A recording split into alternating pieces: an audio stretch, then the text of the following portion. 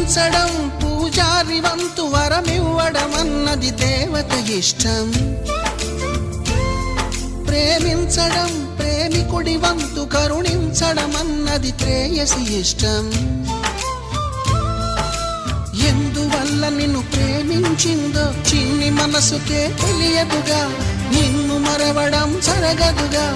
ఎందువల్ల నువ్వు కాదన్నావో ఎదురు ప్రశ్నలే వేయనుగా, ఎదురు చూపులే ఆపనుగా. ఏనాటికో ఒకనాటికి నీ ప్రేమ సాధిస్తా. నిన్ను చూడాలని ఉన్నా, నిన్ను చూడాలని ఉన్నా,